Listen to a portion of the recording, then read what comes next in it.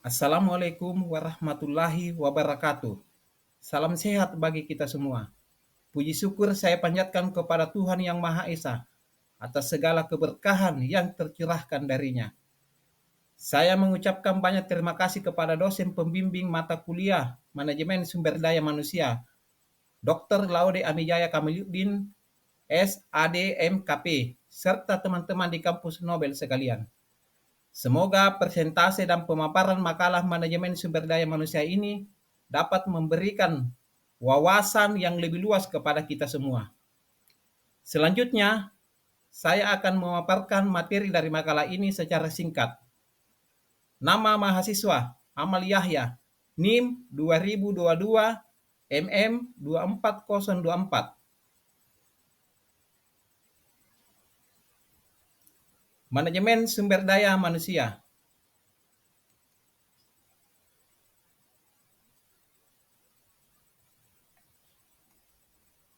Pengertian manajemen sumber daya manusia.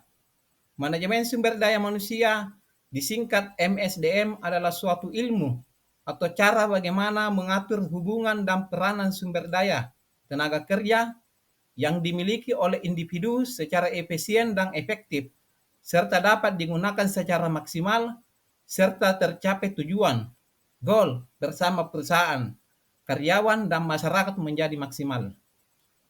Manajemen sumber daya manusia ialah pengembangan sumber daya manusia yang berfungsi melakukan perencanaan sumber daya manusia, penerapan, perekrutan, pelatihan, pengembangan karir karyawan atau pegawai, serta melakukan inisiatif terhadap pengembangan organisasional sebuah organisasi atau perusahaan. MSDN menurut beberapa pakar. 1. Menurut Henry Shimamura, MSDM adalah suatu pendayagunaan, pengembangan, penilaian, pemberi balasan jasa dan pengelolaan terhadap individu anggota organisasi atau kelompok kerja. 2. Menurut Gary Dessler, MSDM adalah kebijakan dari praktik yang dibutuhkan seseorang untuk menjalankan aspek orang atau SDM dari posisi seseorang manajemen, meliputi perekrutan, penyaringan, pelatihan, pengimpalan, dan penilaian. 3.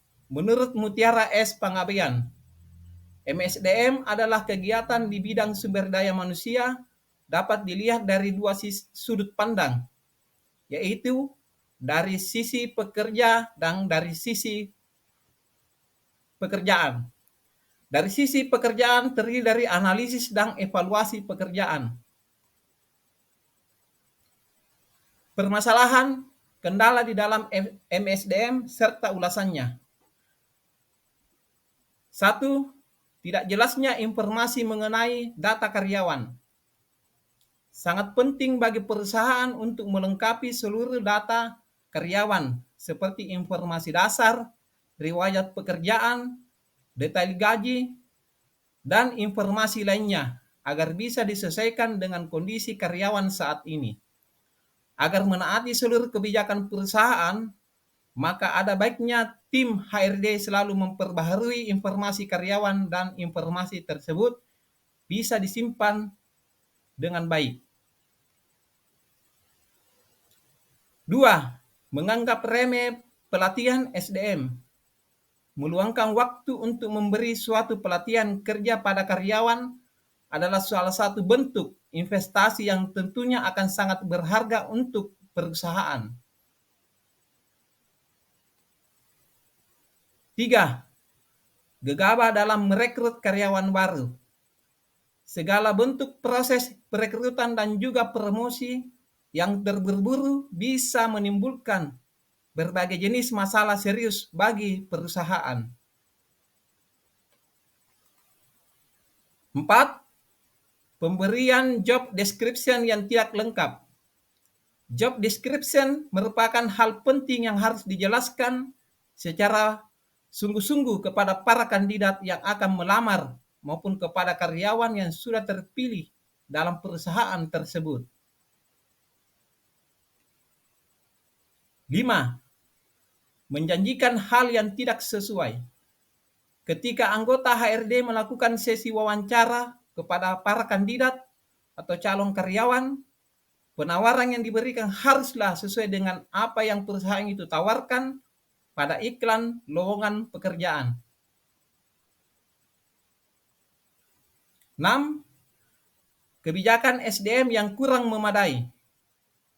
Hindari menganggap sepele tentang pentingnya audit SDM di skala internal perusahaan. Sisihkanlah setiap tahunnya untuk memastikan kebijakan SDM perusahaan dilakukan secara lengkap dan terupdate. 7.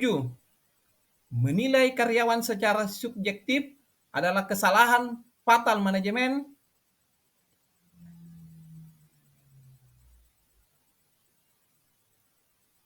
SDM. Kondisi ini sangat sering terjadi dengan tujuan untuk bisa lebih menyukai seseorang daripada yang lainnya. Namun, alangkah lebih baik jika hal ini dihindari hingga di luar lingkungan kantor.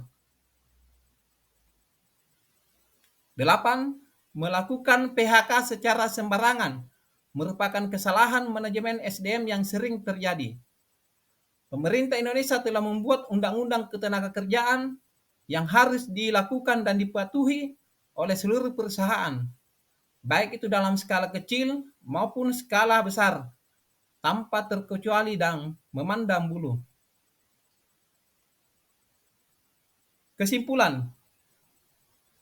Pertama, manajemen sumber daya manusia merupakan perencanaan, pengorganisasian, pengkoordinasian, pelaksanaan, dan pengawasan terhadap pengadaan, pengembangan, pemberian balas jasa, pengintegrasian, pemeliharaan, dan pemisahan tenaga kerja dalam rangka mencapai tujuan organisasi. Kedua, pendekatan manajemen sumber daya manusia yaitu dilakukan dengan pendekatan mekanis, pendekatan paternalisme, dan pendekatan sistem sosial. Tahap pelaksanaannya yaitu rekrutmen atau pengadaan, maintenance atau pemeliharaan, dan development atau pengembangan. 3. Urgensi adanya MSDM yaitu karena MSDM berarti mengatur, mengurus SDM berdasarkan visi perusahaan agar tujuan organisasi dapat dicapai secara optimum, staffing dan personalia dalam organisasi, meningkatkan kinerja, mengembangkan budaya korporasi yang mendukung penerapan inovasi dan fleksibilitas.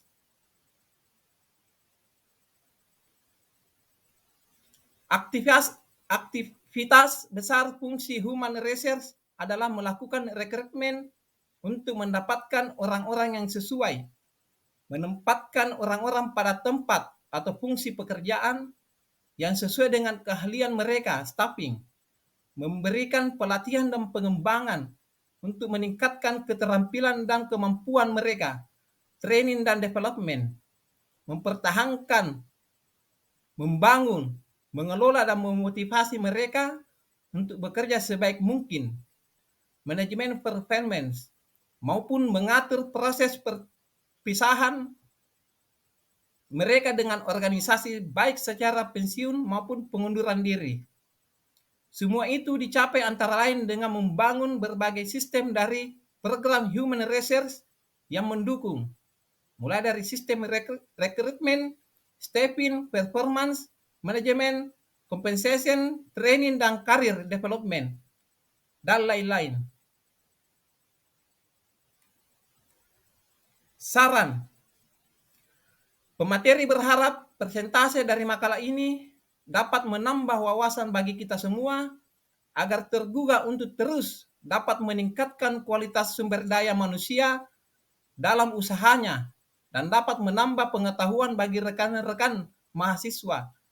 Demi menyempurnakan makalah ini, kami mengharapkan kritik dan saran yang konstruktif. Demikianlah paparan materi kami tentang manajemen sumber daya manusia. kami menyadari bahwa banyak kekurangan dan kesalahan dalam presentasi makalah ini. Oleh karena itu, kami mengharapkan kritik dan sarannya guna perbaikan di kemudian hari. Terima kasih kami ucapkan. Wabillahi taufiq wal hidayah.